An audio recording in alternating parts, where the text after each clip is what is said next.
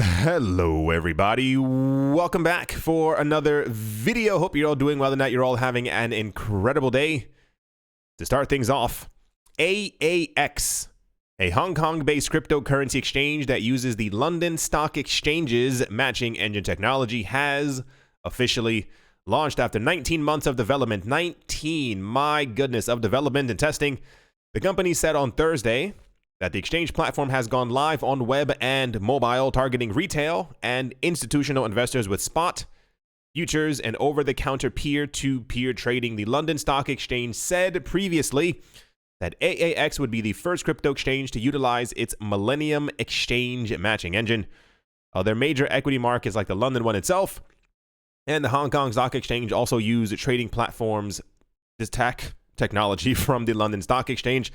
In addition to the crypto-to-crypto spot trading, here's where it gets interesting. AAX expects the derivatives market to be a major focus with its offer of perpetual contract futures, which will be settled in Bitcoin. These contracts, which have no expiration date, will be tied to the performance of 5 digital assets. They are Bitcoin, Ether, XRP, Litecoin, and EOS. With up to 100 times leverage, AAX claims that with the London Stock Exchange's matching engine, it can settle futures trades at an average speed of less than 0.0005 seconds. It seems unnecessary. I mean, even if it took us 1 second to settle something, I think it would still be fine, but kudos to them. To put that into perspective, Binance advertises a low latency settlement of 0.005 seconds for all its current and upcoming. Who the heck cares about that extra zero? Like, the human mind won't even be able to comprehend the speed of that. And they talk about the speed, the technology, the awesomeness, so and so and so. They started in March 2018, raising money, yada yada yada, and so it's being called the Bakkt of Asia, if you will, as the New York Stock Exchange backed, if you understand what I'm saying, within the States. And now we have the London Stock Exchange who's backing AAX within Hong Kong. And I think this may be the largest of the platforms of such that has launched. We've definitely had other things like this launch before in Asia and other parts of Europe, but I assume because the London Stock Exchange is behind this one, this is why it's getting a lot of the attention, dare I say. Quite fascinating. We'll see exactly how this ends up going. It was expected by many persons. A lot of people thought that when Bakkt would launch, myself included, that there would be a lot more fireworks that would go off. But we saw that there was barely any trading volume, and we've seen in the last couple of weeks, that the volume on Bakkt is slowly going up, or rapidly going up, as there seems to be a renewed amount of interest within the cryptocurrency and the Bitcoin space. The interesting part is this part right here, the contracts that will be tied to Bitcoin, Ether, XRP, Litecoin, and EOS. Interesting that they chose these coins. I mentioned before in other videos, maybe you didn't see them. Maybe they were towards the beginning of this year. I was trying to explain to people, and just a little side segue note. People were asking me why how do I say this? When the people from the New York Stock Exchange and the NASDAQ and Fidelity had first announced their support for Bitcoin, cryptocurrency exchange, derivatives, futures, this, that, so on and so forth, they were asking me why I was foolish enough to think that they wouldn't, or that they simply wouldn't just add Bcash or BSV as well onto their platforms. And I'm like, because they're not it's only Bitcoin. Bitcoin is the name that all the other market makers follow, because it's what gathers the most attention.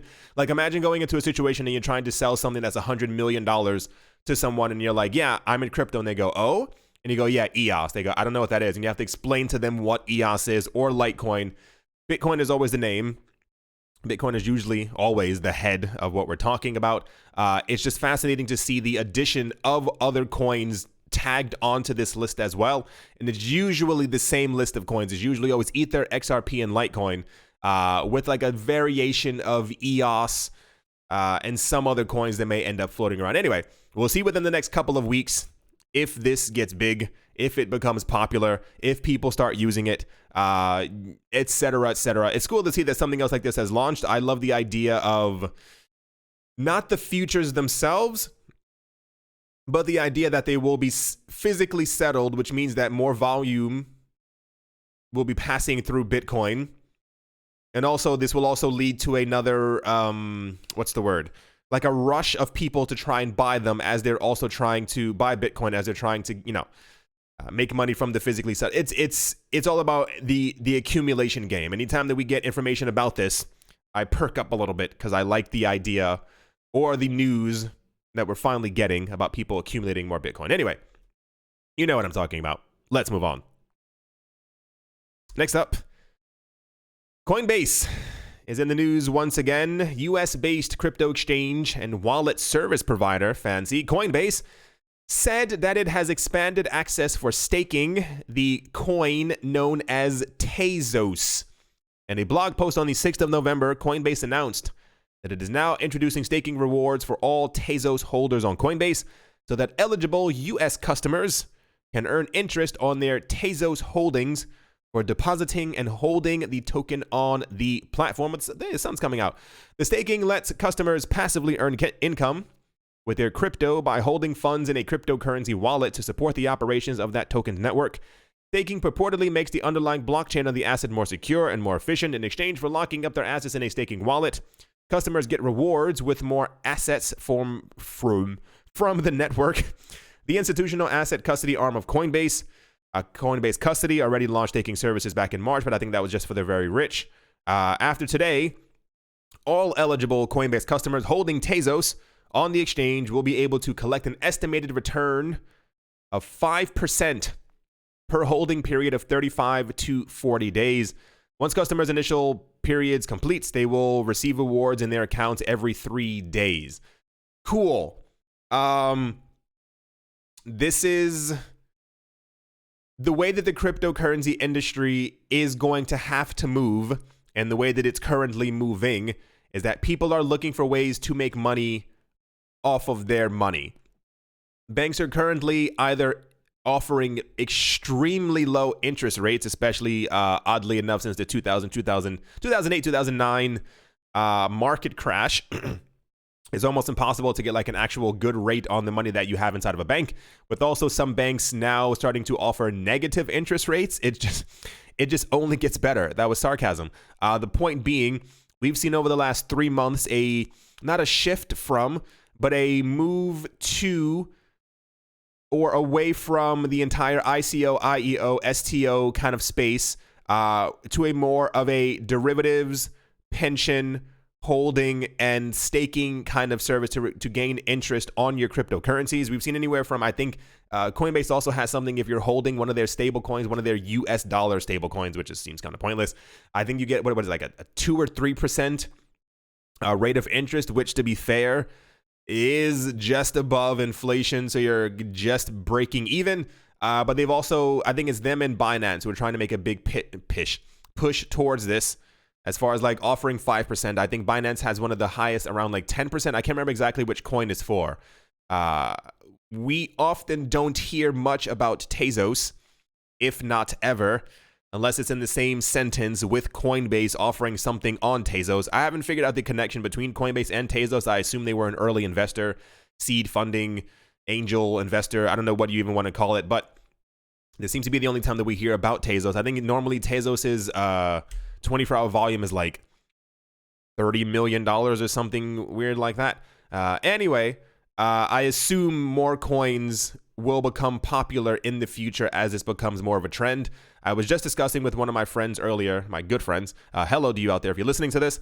And we were discussing the actual usage of Bitcoin in the future. And he came to the same exact conclusion. It's really funny. He became I don't want to say a maximalist. He understood the importance of cryptocurrencies and Bitcoin extremely quick. And we were discussing the actual usage of Bitcoin as a store of value, as something that's being held to gauge value of something else, as far as that. And we assume that in the future, a handful of other cryptocurrencies will actually be used as the value transacting kind of ones. A couple of them will also be used as the staking ones. And this is how the world economy will develop, at least in our eyes. This is kind of what we're seeing from the development of the cryptocurrency space. Anyway, I don't know if Tezos will be one of the major coins out there, but I assume in the future it'll be Bitcoin, maybe 2 other coins, maybe, that'll be seen as some type of a store value in some sort of way.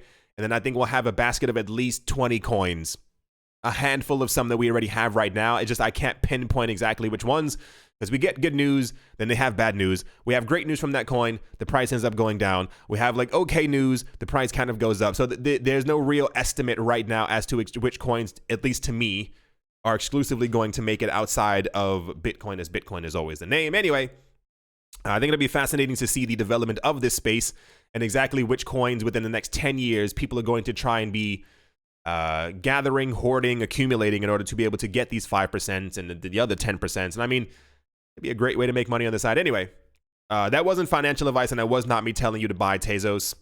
It was just more of a Coinbase is doing this kind of news. Anyway, let's move on.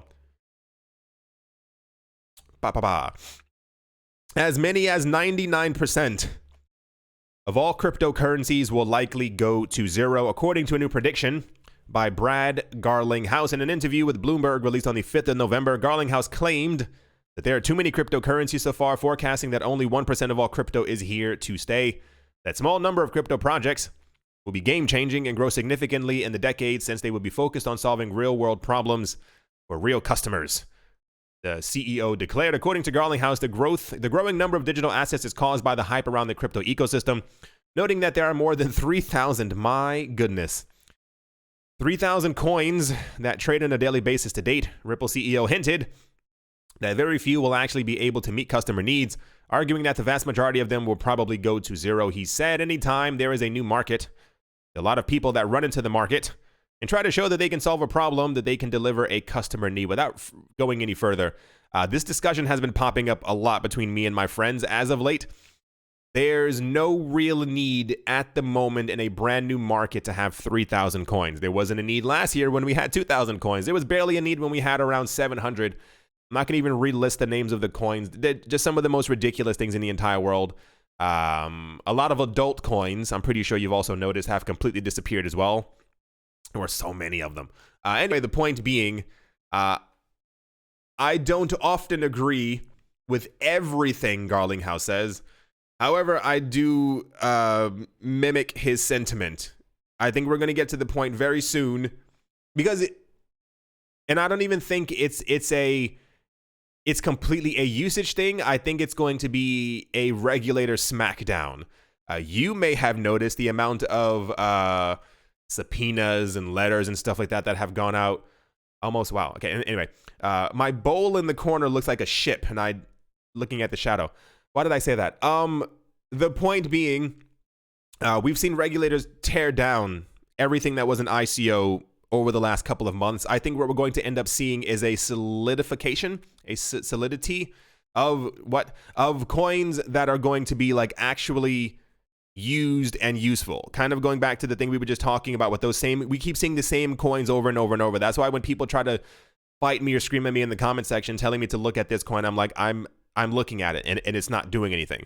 The same coins keep getting listed or announced over and over and over. People were asking before what coins I believed or thought could potentially make it in the future. It's very, very few. It's basically more or less this list right here. And it doesn't have to do with me loving EOS or thinking Bitcoin's amazing or thinking Litecoin is awesome, super funky, fly, fresh. It more has to do with the fact that these coins are constantly listed on every single platform. Whenever a major company is coming forward talking about we're going to be either not staking them, what's the other word? Custodying the cryptocurrencies as well. It's always the same exact coins over and over and over. So this leads me to believe that at some point in the future, these coins will be the standard for money. Not financial advice, but if you've been paying attention to the last year and a half, as we've started getting news from the people from the New York Stock Exchange, Fidelity, Bakkt, this stock exchange, this place, so and so and so. It's either been all of these coins, maybe not EOS all the time, but it's been a heavy mixture of these. Maybe sometimes they're only focused on XRP. Maybe sometimes they're only heavily focused on putting stuff on Ethereum. Maybe they're super focused on Bitcoin. There have been very few instances, at least unless I'm missing tons of news, question mark, where people have been like, yeah, we're exclusively using SV, we're exclusively using so-and-so, we're definitely going to be using Tezos in this coin as our exclusive thing. Like, I would bet, and I have bet, and still hold other altcoins outside of these, but I'm not expecting them to go a full 100x like I'm expecting some of these coins listed here to kind of do. Anyway, it'll be fascinating to see, and I've mentioned many other times before, there will be a crypto reckoning. I think a lot of people aren't ready for it. I think people are telling themselves that it won't happen. I think a lot of people think that I may be just lying to them. I've seen the comments before. I think people think that I'm trying to only hype up certain coins. If you believe so, please, by all means, look through as much news as possible as you can. And I mean that, like, drown yourself in the news for the next week. Write down the names of all the coins. You know how like people in those movies, like when they've been in like a hole or a jail cell or something like that for like a long time, and they're like writing those lines on the walls, like 4 and then 5 is the slash. Do that for all the cryptocurrency coins that are out there, all the news that you hear, and accumulate exactly which coins are being spoken about. It's always the same coins over and over. And what's going to probably happen, guesstimate, is that as these coins get added to more platforms, their volumes will increase, the usage will get even higher, the prices will go even higher, and then people will either start forking these coins in an attempt to say that this is the real coin, use this one so they can make money on the side, because these things are always just scams, there's only one Bitcoin. Or what's going to end up happening is collectively people will decide or understand in their head that they should be putting money into these larger coins, and these are the most secure way to make money. But humans never act with logic, and it's going to continue the other way. We're going to have about 4,500 coins before the market collapses backwards, and then people really understand, oh my gosh, 3 years ago I just should have bought Bitcoin. 3 years ago I just should have bought so-and-so.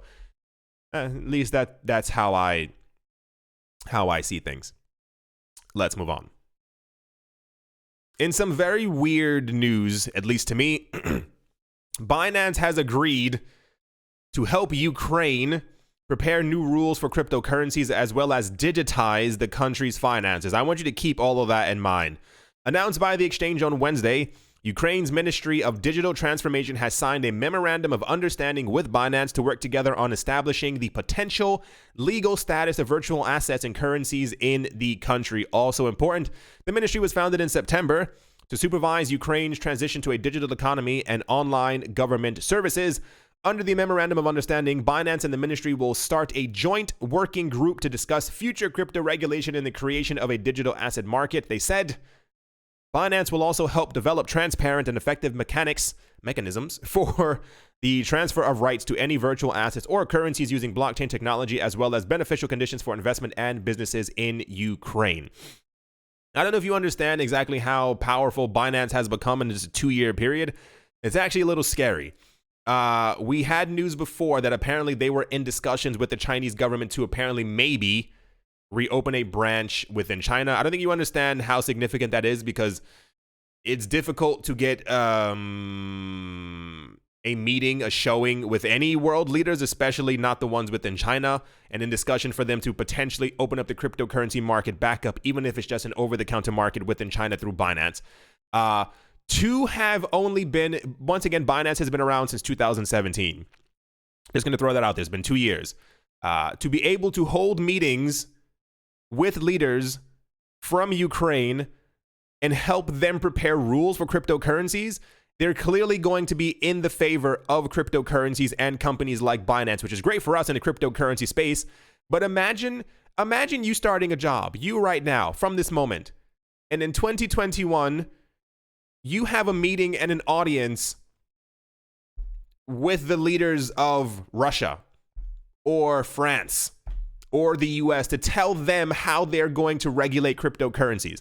Do you understand how insane that is? Like the amount of power that you have to have. What was the thing that was just discussed a couple of days ago? It was something that had to do with how quick that Binance got into power, how quick, right? Or just the idea that other cryptocurrency exchanges, Coinbase, the Gemini twins, Poloniex, Kraken, fifth name, they were all around before Binance. Imagine if they had all taken the initiative that Binance has done, and is currently doing. Like, how much stronger as companies that they would become. Like I've told you all this before. Like why I think the Gemini twins are so boring. Like, can you imagine Changpeng? Binance has been around for 2 years. They're advising an entire country on their cryptocurrency regulations and helping them make like a digital asset framework. Like what kind of nonsense? That's completely insane. Can you imagine if the Gemini twins had taken that initiative and done the exact same thing? How popular and cool and amazing and all this other. Anyway, the point being, I'm interested to see exactly how this is going to unfold. I would assume that the proposals that they will give them will probably be very favorable to Binance. I assume Binance will be opening up an arm in Ukraine sometime in the very near future. Just super obvious speculation. And also exactly how that will shape their economy as well. I said it before and I'll say it again. I still believe that countries who embrace this very early will do very well in the future. We have a number of countries who should be adopting and or learning how to cope, but they're not. It's not our fault. We still benefit when other countries adopt it either way. Anyway, I thought this news story was completely insane. Coinbase hasn't even gotten this far. No other cryptocurrency exchange has, as far as I know, advised another country on their crypto regulation. It's kind of insane. Anyway, next up. Hong Kong's financial regulator, the Securities and Futures Commission, or the SFC, fancy, has published a new set of regulation for Bitcoin and cryptocurrency exchanges. The initial announcement, reported by Reuters, was made by Chief Executive Ashley Alder at a fintech event on the 6th of November. It's already November. The new requirements detail how exchanges must approach custody and compliance, particularly with regards to know your customer and anti-money laundering rules. Specifically, a platform operator should comply with the know your customer requirements, which are applicable to a licensed corporation. It should take all responsible steps to establish true and full identity. Pretty much, they need to know who you are. They're very nosy. Moreover, cryptocurrency exchanges can only offer products to professional investors and will be required to file a monthly report to the commission. Additionally, exchanges must have a report. Oh, Jesus. So pretty much, it's just they want to know exactly who you are. And the products, I assume, means anything derivative, nothing that's outside of cryptocurrency trading or exchanging. Pretty much, it can only be done by professional investors. We've seen that before in a number of other countries. It's not right, but it's just what they're doing. I know that they're still afraid of cryptocurrencies, and they think that the richest people will be able to handle it better than smaller investors. While not the most exciting cryptocurrency news, this is now the third country this week who's unveiled or given their cryptocurrency rules, regulations, tax laws, KYC, so and so and so. The cluster is way too close together for me, i.e., whenever we start getting news like this, especially from countries, as to exactly what's happening with cryptocurrencies, with crypto regulation, with crypto so-and-so, with this blah, blah, blah, blah, blah, too close together, it's usually, why can't I ever remember this word? Is it preceded, receded? What comes after is usually some type of a boom of some sort. Not necessarily within the cryptocurrency prices, but as far as like adoption in some sort of way. Governments, I don't know whether they know this or not, they release information too close behind each other to make it seem random or haphazard. They're clearly doing this coordinatedly in some sort of way. Anyway, like I said, third one this week. If we get another one tomorrow, it'll be all far too obvious that something is going to take place because they're all releasing their rules far too quickly.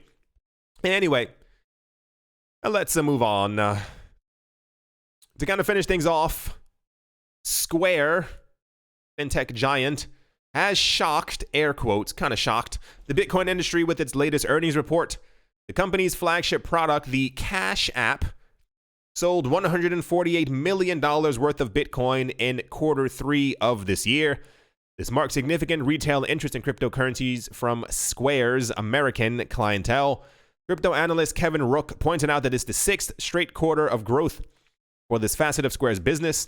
Rook also noted that Bitcoin revenue at Square are now growing at a jaw-dropping 244% year over year, despite the fact that Bitcoin is still less than $10,000. Here's the actual chart right here. People are consistently buying more Bitcoin only through, and it's so think of it this way. Think of all the multiple ways that we have to acquire Bitcoin and other cryptocurrencies. This is just on Square's app alone, not the other 148 other places that it's also possible to be able to buy Bitcoin. It says, while 150 million may not sound like a large quarterly volume metric, analysts observed earlier this year that Cash App's Bitcoin sales were absorbing a large portion of Bitcoin emissions. The idea is, here's what it says. This was reported previously, yada, yada, yada. ARK investment resident crypto analyst said that if Bitcoin sales on Square apps continue their current growth, by the next halving, 2 Bitcoin will be purchased on Cash App for every 1 Bitcoin that's created.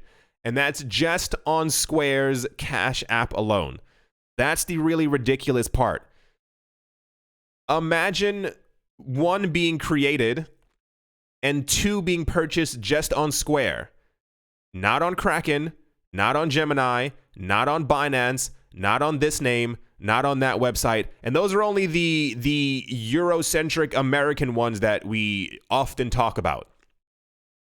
It's a very fascinating time. And I will say this because I have about a good 3 friends. I know 2 of them listen to the channel. Hello, handshake, hug, whatever you want. We are constantly perplexed as to why Bitcoin and the wider cryptocurrency space are not higher in price. If we were not getting metrics like this, it would be fine. If we weren't constantly getting news that people around the world are buying up cryptocurrencies, once again, this is only the US arm of Square. Once again, 1 out of 50 other apps that are out there where you're able to actually buy Bitcoin.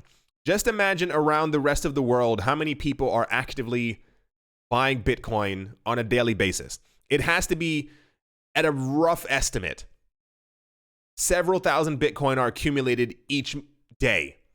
It has to simply be this way. As far as with 50 to 100 million people who are into Bitcoin, that's the numbers in the estimate that we've, no, it was 26 million alone own Bitcoin on Coinbase. My estimate was at least 50 to 100 million on the planet are into Bitcoin, have bought Bitcoin, buy Bitcoin in some sort of way. If you even slam that number down very, very low to around, let's say, 10 million people who per month, 10% of them, of the huge amount, are buying fragments of Bitcoin, it's at least 1,000 per day that's being accumulated around the world. Not sure why Bitcoin's price is still this low. Bitcoin should easily be 15,000. Easily. No questions about it. The entire last 13, 14, 15 months have been absolutely wonderful to Bitcoin in the cryptocurrency space. I think only 2 interesting countries have banned Bitcoin. Even China reopened their doors slightly. China cracked a window for cryptocurrencies. And yet still we are at this ridiculously low price. We won't remain here forever, but it's more like a huge question mark. Why? Why does this? Why hasn't the market moved? Not exactly sure. It could be maybe like incorrect price metrics. Maybe we're not getting the information. I don't know. Maybe like numbers like Square's app aren't calculated on the websites where they do cryptocurrency prices. Maybe it's only larger exchanges. Maybe this doesn't count as an exchange, so therefore it's not really. I don't know. I feel like we're missing a lot of volume and something's not right because based off of just general sentiment in the market, what was I watching yesterday? It was some other crypto something, and it was like 15 people discussing the sentiment in the market and how everyone on this planet is waiting for a bull run. Everyone's waiting for a price movement up, and yet prices still continue to go down. Anyway, as always, a humongous thank you to my Patreon supporters: Professor Wally from Gunbot University, Todd Mullis, Adam Graysick, Mohair Maroney, Master Ventures in Thailand, Brady Niels, Woody and Daisy, Triple M and J, Jared Schneider, Wise Night Owl, 242 to the World, Crypto Joe, Bankroll Network, Adobo, Mill Wheezy, Mechanic, Strange Radio Central, Crypto Artist, Cold D3D, Cryptopolis, Nicholas Run Earth, One Piece, One Love, Damien, Setsuna, Nick Kanaya, Richie Rich, The Third, Vlad the Impaler, Crypto Bishop, May Paxis, Nick Mangialavori, Anthony Charles, Jim Gardner, Jeremy Fox, Minting Coins, Miller Hitch Test Every Day, and Kyle Skips Leg Day. Yes, 2 Crypto, Bodie McBoatface, Sammy Buucha, Ting Tang Walla Walla Bing Bang, and AFMC staff. Thank you all very, very much for your support. At the moment, Bitcoin's red. Of course it is. Why would Bitcoin be going up? That's no one's using Bitcoins. No one's buying Bitcoin. The sentiment in the market is completely low. Everyone's so bearish. Nobody wants Bitcoin. It's not being accumulated by some of the richest people on this planet. Of course, Bitcoin's going down. Why else would it be going up? Ether's also down, as is XRP. Tether's going up. Surprise, surprise. Lumens is down, and like I said before, what's the other significant one that, Tezos. Tezos is up, unsurprisingly. I assume it's the Coinbase pump, as it were. Their 24-hour trading volume is only 64 million.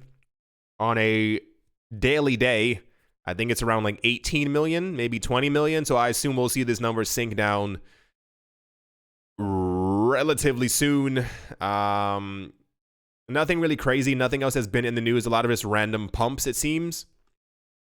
Like Bitcoin Gold is up. Think of how illogical the market is when Bitcoin is down, but Bitcoin Gold is up.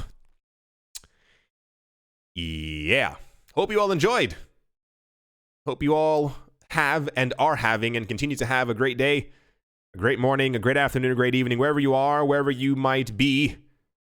Do hope it's absolutely fantastic. Thank you all once again for watching and or listening. I was going to say things will get better. Things are already great, but they still can get betterer than they already are. The cryptocurrency market is very weird, and I wish to understand it in some sort of way, but I don't think I ever will be able to. Thank you all once again for watching and listening, and I will most certainly be talking to you all soon. See you.